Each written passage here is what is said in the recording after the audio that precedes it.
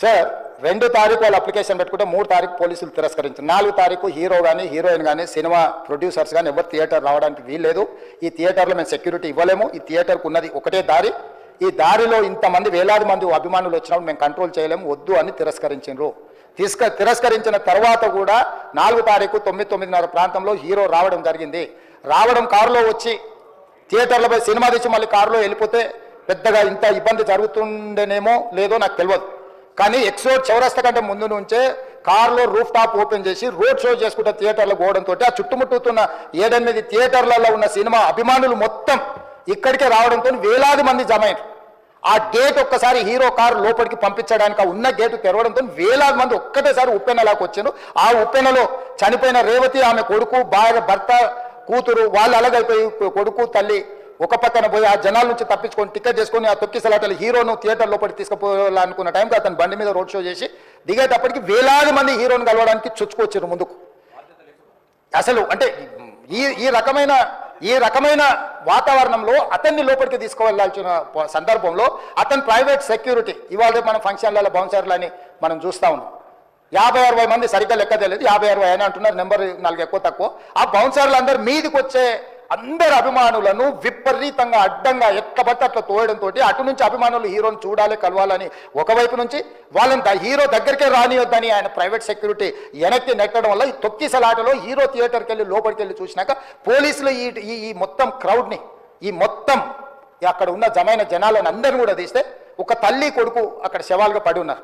ఆ తల్లి అంత తొక్కిసలాటలు కూడా నేను ఆ వీడియో చూసిన తల్లి లోపలికి వచ్చినప్పుడు కొడుకు చేయి పట్టుకొని ఎంత జాగ్రత్తగా కొడుకుని తీసుకొని వస్తుందో తల్లి ప్రేమ ఎట్లుంటుందో అక్కడ నాకు చూసినాక అర్థమైంది. ఆ శవాలుగా మారిన తల్లి కొడుకు చేయి ఇడవలే అధ్యక్ష, అట్లే చెయ్యి బిగ్గర పట్టుకొని పోలీసు వెళ్ళి చూస్తే ఆ తల్లి ఆ పిల్లగాడు ఆ తల్లి ఆ చెయ్యి వదలకుంటే కన్నబిడ్డను పట్టుకుని తల్లి చచ్చిపోయింది అధ్యక్ష. అట్లాంటి సిచ్యువేషన్లో పోలీసులు తల్లిని కొడుకుని హాస్పిటల్కి అక్కడ ఫస్ట్ ఎయిడ్ ట్రీట్మెంట్ చేసిండ్రు. పోలీసులు ఏం డాక్టర్లు కాదు, హుటాహుటిన తరలించిండ్రు. హాస్పిటల్కి వెళ్ళిన తర్వాత తల్లి చచ్చిపోయింది, పిల్లోడు కోమాలుండు. ఆల్మోస్ట్ పోలీసులు పిల్లవాడు కూడా చచ్చిపోయింది అనుకున్నారు. బ్రెయిన్ డెడ్ అయింది, ఆక్సిజన్ అందక ఆ అబ్బాయికి.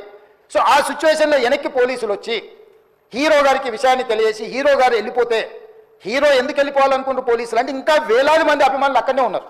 హీరో గారు థియేటర్లో కూర్చొని ఉండడం వల్ల, సినీ ప్రముఖులు ఉండడం వల్ల ఈ బయట జమైన వేలాది మంది అభిమానులు అక్కడ నుంచి పోకుండా అక్కడనే ఉండడం వల్ల థియేటర్ లోపల కూడా బాల్కనీలో టాప్ బాల్కనీలో హీరో కూర్చుంటే కింది నుంచి పై వరకు వెనక్కి తొక్కుకుంటా పైకెక్కి హీరో చేతులు కలపాలని కోతులు ఎగబడ్డట్టు, కోట మీదకి కోతులు ఎగబడ్డట్టు ఉల్టా పైకి తొక్కిసలాట జరిగింది అధ్యక్ష. థియేటర్ వాళ్ళు పోలీసులను హీరో దగ్గరికి వెళ్ళి చెప్పడానికి కూడా అనుమతి ఇవ్వకుండా థియేటర్ వాళ్ళు పోలీసులను బ్లాక్ చేశారు అధ్యక్ష. ఎప్పుడైతే హాస్పిటల్లో తల్లి చచ్చిపోయిన పిల్లగాడు కూడా ఆల్మోస్ట్ చావు నోట్లో ఉన్నాడు అని తెలిసి పోలీసులు వచ్చి ఏసీపీ వెళ్ళి చెప్పడానికి పోతే థియేటర్ సిబ్బంది లేదు హీరో దగ్గరికి వెళ్ళడానికి వెళ్ళలేదని చాలాసేపు పోలీసులను కూడా హీరో దగ్గరికి పోనీయలేదు అధ్యక్ష వాళ్ళ ప్రైవేట్ వీళ్ళు. చివరికి ఏసీపీ కోపం వచ్చేసి మిమ్మల్ని అందరినీ తీసి లోపల వేయాల్సి వస్తుందని చెప్పిపోయి హీరోకు ఏసీపీ క్లియర్గా ఇద్దరు చనిపోయినరు, మీరు ఇక్కడ కూర్చుంటే థియేటర్లోనే కాదు థియేటర్ బయట ఉన్న వేలాది మంది ఈ సినీ అభిమానులను మేము కంట్రోల్ చేయలేకపోతున్నాం, ల్యాండ్ ఆర్డరు శాంతి భద్రతలు చేయి దాటిపోయినాయి, మేము లాఠీ చార్జ్ చేయాల్సిన పరిస్థితి ఉంది, మీరు దయచేసి వెళ్ళిపోండి, వచ్చిండ్రు చూసిండ్రు కదా వెళ్ళిపోండి అంటే లేదు నేను సినిమా అయిపోయే వరకు ఇట్లే కూర్చుంటానని పోలీసులతో చెప్పిండని సిటీ కమిషనర్ నాకు చెప్పడం జరిగింది అధ్యక్ష. అదేవిధంగా ఇంకా కంట్రోల్ కాకపోవడంతో అప్పుడు డీసీపీ పై అధికారి రంగంలో దిగి వాళ్ళ అందరినీ లోపల వాళ్ళు ఎంబడున్న అడ్డుకుంటున్న వాళ్ళను పోలీసులతో జరిపించి చక్కగా డీసీపీ పోయి హీరో గారికి బయట చనిపోయినరు, పరిస్థితి చాలా గందరగోళంగా ఉన్నది, మీరు ఇక్కడ నుంచి కదలాల్సిందే లేకపోతే మిమ్మల్ని పోలీస్ స్టేషన్కు తీసుకెళ్లాల్సిన పరిస్థితి వస్తుంది, మీరు ఇక్కడ నుంచి కదలాల్సిందే అని బలవంతంగా అతన్ని సినిమా మధ్యలో 12 గంటల సమయంలో రాత్రి 12 గంటల సమయం అట్టిగా ఆ సమయంలో అతను తీసుకొచ్చి బండి ఎక్కిస్తే మళ్ళీ అతను రూఫ్ టాప్ ఓపెన్ చేసి మళ్ళీ చేతులు ఊపుకుంటూ రోడ్ షో చేసుకుంటూ అంటే తల్లి చనిపోయి పిల్లగాడు చావు బతుకుల మధ్యలో ఉన్నాడు మీరు వెళ్ళండి అని వెనక్కి పంపిస్తే కూడా మళ్ళీ కారులో రూఫ్ టాప్ ఓపెన్ చేసి చేతులు ఊపుకుంటా అభిమానులను సంతోష పెట్టుకుంటా రోడ్ షో చేసుకుంటా అతను వెళ్ళిపోయింది అధ్యక్ష. పోలీసులు కేసు చేసిరు, కేసు మీద థియేటర్కి సంబంధించిన కొంతమందిని అరెస్టు చేసిరు, అరెస్టు చేసి 10-11 రోజుల తర్వాత పోలీసు హీరో గారింటికి వెళ్ళిండ్రు. మీరు కూడా కేసులో A11 మీ మీద కేసు ఉందని చెప్పడానికి పోలీసులతో దురుసుగా ప్రవర్తించిండు, మీరు ఆ వీడియోలన్నీ కూడా చూసిండ్రు. ఆ పరిస్థితిలో చట్టాన్ని అమలు చేసే పోలీసులు ఆల్రెడీ ప్రాణాలు పోయినాయి, ఒక నిరుపేద తల్లి చనిపోయింది, కొడుకు చావు బతుకుల మధ్యలో ఉన్నాడు, ఆ రోజు కోర్టుల కేసులు కూడా వస్తున్నాయి, కోర్టు కూడా మీరు విచారణలో ఏం చేసిందని కోర్టు కూడా పోలీసులు జవాబు చెప్పాల్సిన పరిస్థితి ఉంది అధ్యక్ష. దాంతో మాట్లాడితే వాళ్ళు చాలా బాధ్యతారహితంగా సమాధానాలు ఇచ్చారని మా పోలీస్ సిబ్బంది చెప్తాను, దాంతోనే అతన్ని పోలీస్ స్టేషన్ తీసుకెళ్ళారు అధ్యక్ష. ఇక్కడి వరకు ఒక హీరో ఒక థియేటర్లో జరిగిన సంఘటనలు వీటన్నిటి నేపథ్యంలో పోలీసులు వాళ్ళ విధి నిర్వహణ నిర్వహించారు అధ్యక్ష. ఎప్పుడైతే అతను పోలీస్ స్టేషన్కు తీసుకెళ్ళిరో కొన్ని రాజకీయ పార్టీలు పైశాచికంగా ఎంత నీచంగా నన్ను తిట్టుకుంటా పోస్టులు పెట్టిండ్రంటే, అంటే తెలంగాణ समाजంలో मलकपेट बलाला साहब के कॉन्स्टिट्यूंसी के वोटर है उन लोग मलकपेट के छोटे नौकरी उसका नौकरी अकबर साहब वो 30,000 नौकरी करता है, उसके परिवार में कोई कमाई नहीं है, एक एक टिकट 3,000 रुपए में खरीदा, वो बच्चा उनका फैन है बोल के उनके परिवार 12,000 रुपए रखकर 4 टिकट खरीद के पिक्चर को गए.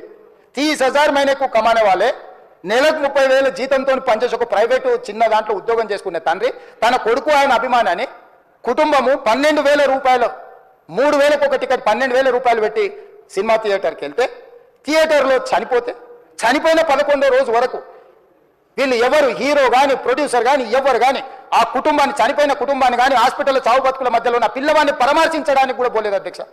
ఇది ఏ రకమైన మానవత్వం అధ్యక్ష? నాకు అర్థం కాలేదు. ఇలాంటి మానవత్వం లేకుండా వ్యవహరించిన వాళ్ళను పోలీసులు విధి నిర్వహణలో భాగంగా పోలీస్ స్టేషన్కు తీసుకెళ్తే ఒక ఆయన ట్విట్టర్లో పెడతాడు అడ్డగోలుగా 10 ఏళ్ళు మంత్రి చేసి ఉద్యమాలు చేసినామని చెప్పుకునేటోళ్ళు, ఉద్యమాల సమయంలో సినిమా షూటింగ్లో జరగొద్దని దాడులు చేసిన వ్యక్తులు ఇవాళ అతను భగవత్ స్వరూపుడు, అసలు అతన్ని పోలీసులు ముట్టుకుంటారా? అసలు ఈ రాష్ట్రం ఏమైపోతుంది? ఈ రాష్ట్రం ఉంటుందా? ఈ రకంగా రాజకీయ పార్టీలు అధ్యక్ష, రాజకీయ పార్టీలు ప్రజాప్రతినిధులుగా చనిపోయిన ప్రాణాల విలువ లేకుండా చావుకు కారణమైన ప్రత్యక్షంగా పరోక్షంగా అయిన వాళ్ళని పోలీస్ స్టేషన్కు విచారించడానికి పిలిస్తే కూడా అది కూడా తప్పుపట్టి ప్రభుత్వాన్ని బద్నాం చేయాలి, ముఖ్యమంత్రిని తిట్టాలని ఎంత నీచమైన భాష వాడింది అధ్యక్ష. యూట్యూబ్లలో మీరు చూడండి. నాకేముంటుంది అధ్యక్ష? ఏంది ఆ సినిమాకు స్పెషల్ రిలాక్సేషన్స్ ఇచ్చి ఇవాళ సినిమా ఏదైతే వ్యాపారం చేసిందో సినీ పరిశ్రమను ప్రోత్సహించాలని మొదటి వారం అత్యధికంగా సినిమా ధరలతో టికెట్లు అమ్ముకోవడానికి, స్పెషల్ షోలు వేసుకోవడానికి, బెనిఫిట్ షోలు వేసుకోవడానికి ప్రత్యేకమైన అనుమతులు ఇచ్చింది నా ప్రభుత్వమే కదా, మా ప్రభుత్వమే అధ్యక్ష.